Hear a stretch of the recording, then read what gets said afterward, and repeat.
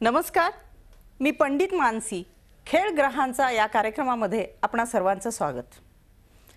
आज आपण विवाह विषयी बोलणार आहोत. आपला विवाह कोठे कधी होणार याविषयी आपण बोलणार आहोत. कुंडलीमध्ये सप्तम स्थानाचा जर विचार केला तर वैवाहिक स्थान म्हणून त्या स्थानाला मान्यता प्राप्त झाली. मानसिक शारीरिक क्षमता कशी असेल, तो कुठे असेल आणि आपला विवाह कधी होईल ही जाणून घेण्याची उत्सुकता प्रत्येकाच्या मनामध्ये असते. आपण ज्यावेळेला कुंडलीमधून विचार करतो की बाबा आपला विवाह कधी होणार आहे, कुठे होणार आहे, कसा होणार आहे, त्यावेळेला महत्त्वाचं स्थान म्हणजे सप्तम स्थानाचा विचार करतो. त्याचबरोबर कुंडलीमध्ये 2, 5, 7 आणि 11 या स्थानाचाही विचार केला जातो. कारण 2 हे कुटुंब स्थान मानलं जातं आणि त्याचबरोबर पंचम स्थानाला एक प्रेमाचं स्थान म्हणून मानलं जातं आणि त्याचबरोबर त्याला संतती स्थान म्हणून मान्यता प्राप्त झालेली आहे. आणि भाग्यस्थानाला हे पंचम स्थानाचं नवपंचम योग करणारं एक स्थान आहे, त्यामुळे या स्थानालाही तितकंच महत्त्व दिलं जातं.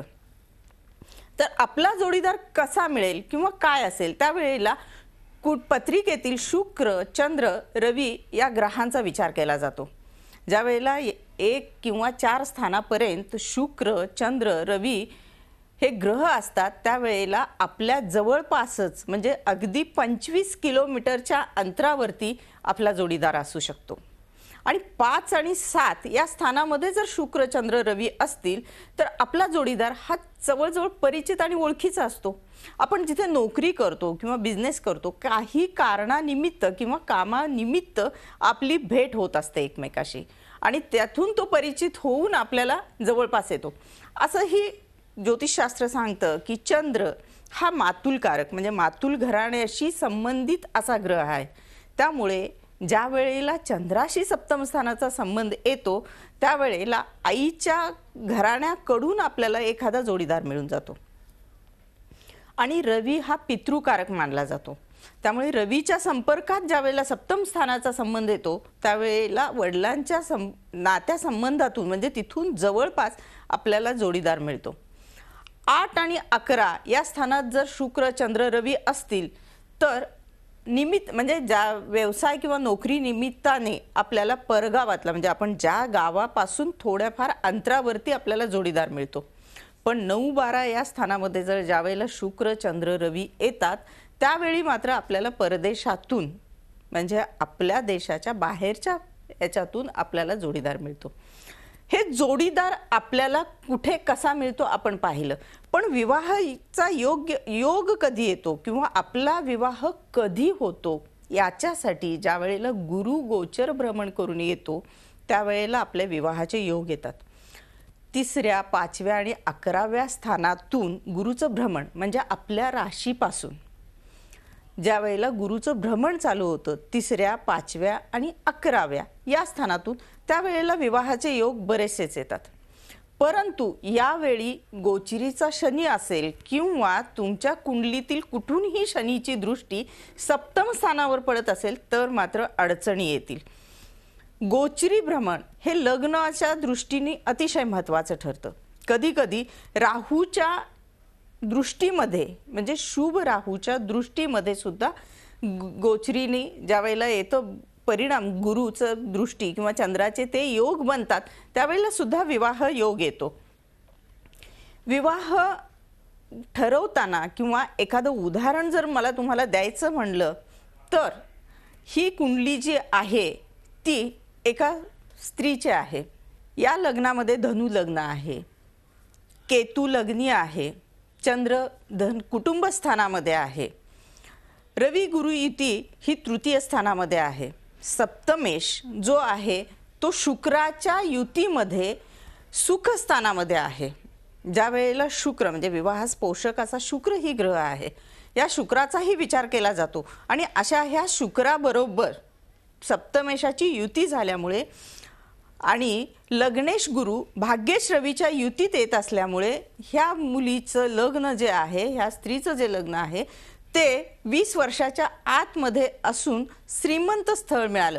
श्रीमंत स्थळ मिळण्याचं कारण एकच आहे की धनस्थानामध्ये एकटा चंद्र ज्या वेळेला धनस्थानामध्ये एकटा चंद्र येतो आणि त्याच्यावरती कोणत्याही पापग्रहाची दृष्टी नसते, त्यावेळेला आपल्याकडे धनप्राप्तीचे बरेचसेच योग येतात.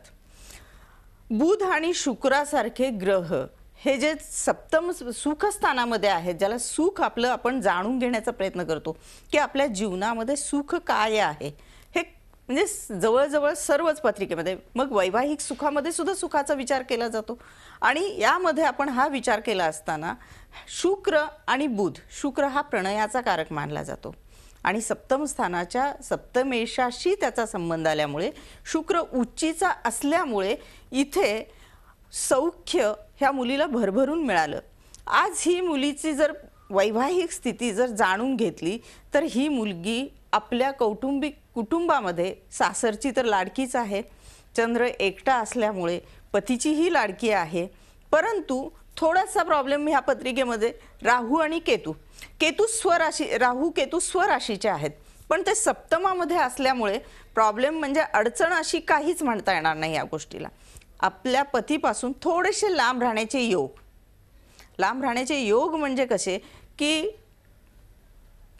भांडण वगैरे असं काही नाही, पण थोडेसे लांब राहण्याचे योग म्हणजे नवरा परदेशात आहे आणि ही इकडे राहते, त्यामुळे हे लांब राहण्याचे योग आहेत यांच्यामध्ये. नेपच्यून नव पंचम योग करतो पंचमस्थानाशी. नेपच्यून हा तसा संवेदनशील खूप ग्रह आहे आणि त्यामुळे हा शुक्राशी सुद्धा पंचम स्थानाशी सुद्धा नव पंचम योग करत असल्यामुळे इथे हे वैवाहिक जीवन खूप छान प्रकारे चाललेलं आहे.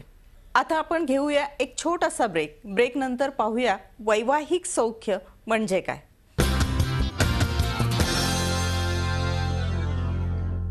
ब्रेकपूर्वी पाहिलं आपण की विवाहाचा विचार करताना की कुंडलीतील सप्तम स्थानाचा विचार केला पाहिजे विवाहाच्या बाबतीत. परंतु कुंडलीतील वैवाहिक सौख्य पाहत असताना मात्र प्रणयकारक शुक्राचा विचार केला जातो, कारण शुक्राला नवग्रहामध्ये प्रणयाचा कारक मानला जातो. शुक्र हा ग्रह कुंडलीमध्ये कोणत्याही स्थानामध्ये असू दे, 12 स्थानामध्ये कोणत्याही स्थानामध्ये, जरी तो 12व्या स्थानामध्ये जरी असेल आणि तो जर स्वराशीत म्हणजे वृषभ आणि तुळ या शुक्राच्या स्वराशी, या दोन्ही स्वराशीत जरी असेल आणि तो शुभ ग्रहयुक्त ग्रहांच्या दृष्टीत जरी असेल तरीही वैवाहिक सौख्य उत्तम प्रकारे मिळतं. वैवाहिक जीवन पाहताना आणखीन एका ग्रहाचा विचार केला जातो, तो म्हणजे रवी, सूर्य. हा सूर्य ग्रह जर मार्गी असेल, वक्री नसेल, मार्गी असेल आणि स्वराशीत किंवा उच्च राशीत असेल तरीही अतिशय उत्तम प्रकारे आपल्याला वैवाहिक सौख्य मिळतं. वैवाहिक सौख्य ज्या वेळेला आपण पाहतो त्यावेळेला पुरुषाच्या कुंडलीमध्ये चंद्र ग्रहाचा आणि स्त्रियांच्या कुंडलीमध्ये रवीचा विचार केला जातो. या दोन ग्रहांचा विचार करणं अतिशय आवश्यक आहे. तर चतुर्थ स्थानातील शुभ ग्रह जे आहेत ते वैवाहिकदृष्ट्या अतिशय पोषक आहेत. कुंडलीमध्ये आपण मगाशी ब्रेकपूर्वी पाहिलं की सुखस्थान, ज्याला आपण चतुर्थ स्थान आहे कुंडलीतलं, त्याला सुखस्थान मानलं जातं. ह्या सुखस्थानाचा विचार करतो त्यावेळेला शुक्र हा ज्या वेळेला स्वराशीमध्ये तुळ किंवा वृषभमध्ये येतो सुखस्थानामध्ये, त्यावेळेला त्याची कर्मावरती पूर्ण दृष्टी पडते आणि आपलं कर्म ज्यावेळेला आपण विचार करतो, आपलं कर्म व्यावसायिक नोकरीच्या दृष्टीने विचार करतो, परंतु इथे मात्र जर आपलं कर्मच मजबूत असेल तर आपल्याला बरंचसं काही सुख देऊन जातं. त्यामुळे शुक्राचा प्रणयाचा विचार आपण केला जातो. सप्तम स्थान तसं प्रणयाचंच मानलं जातं, म्हणूनच त्याला वैवाहिक स्थान मानलं जातं. त्याचबरोबर पंचमस्थानीय आहे, कुटुंबस्थानीय आहे आणि लाभस्थान आणि भाग्यस्थानीय आहे. या सर्व स्थानाचा, शुभ स्थानांचा, शुभ ग्रहांचा शुक्राशी ज्या वेळेला प्रतियुतीमध्ये संबंध येतो त्यावेळेला वैवाहिक सौख्य अतिशय उत्तम मिळतं. याचबरोबर नक्षत्रांचाही विचार केला जातो.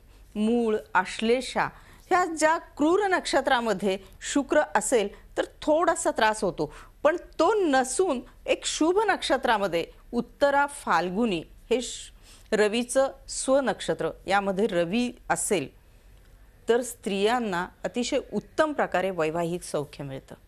आणि शुक्र रवीच्या युतीमध्ये, प्रतियुतीमध्ये चंद्राबरोबर किंवा गुरुबरोबर युती प्रतियुती करत असेल, पंचमामध्ये शुक्र असेल, त्यावेळेला सुद्धा आपल्याला वैवाहिक सौख्य चांगल्या प्रकारे मिळतं. कुंडलीमधील कोणत्याही स्थानामध्ये म्हणजे 12व्या स्थानामध्ये, ज्याला आपण पापस्थान मानलं जातो, 6, 8, 12 या स्थानांना आपण पापस्थान मानतो.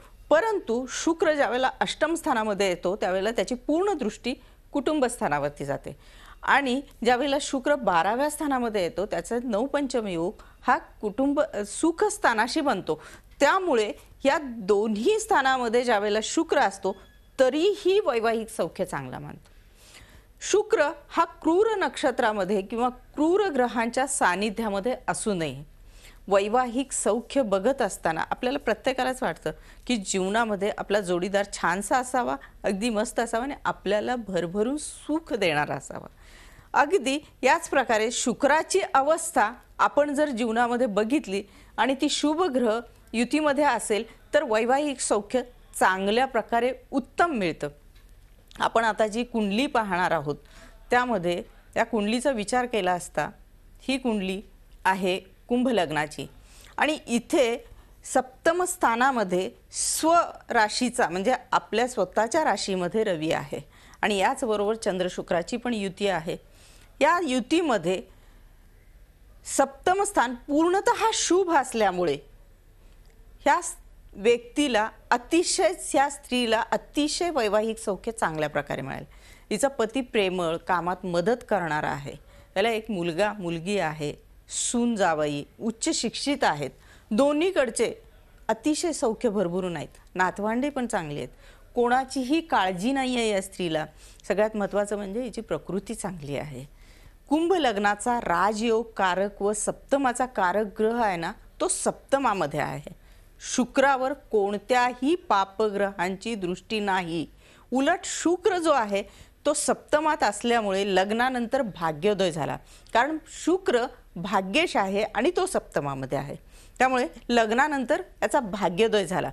कुटुंबेश जो गुरु आहे म्हणजे ज्याला कुटुंब स्थानाचा आपण स्वामी म्हणतो तो गुरु आहे ना, त्या गुरुमुळे तो भाग्यात असल्यामुळे त्या गुरुमुळे त्यांना कुटुंबातले लोक अतिशय चांगले आणि समंजस मिळाले. या स्त्रीला समजून घेऊन बरंचसं सौख्य समाधान झालं. पतीचा कारक रवी सप्तमात म्हणजे सप्तमेश सप्तमात बलवान आणि तोही चंद्र शुक्राबरोबर, त्यामुळे या स्त्रीला अतिशय चांगल्या प्रकारे वैवाहिक सौख्य मिळालं. सगळ्यात महत्त्वाचं म्हणजे रवीच्या नक्षत्रात आहे, उत्तरा फाल्गुनी, त्यामुळे ही कुंडली जी आहे वैवाहिक सौख्यासाठी अतिशय उत्तम आहे. वैवाहिक सौख्याचा आपण ज्या वेळेला विचार करतो त्यावेळेला या सगळ्या गोष्टींचा विचार केला पाहिजे. आज आपण इथेच थांबूया. खेळ ग्रहांच्या कार्यक्रमामध्ये अशाच काही विषयावरती चर्चासत्र चालूच राहणार आहे. तोपर्यंत पंडित मानसीचा नमस्कार.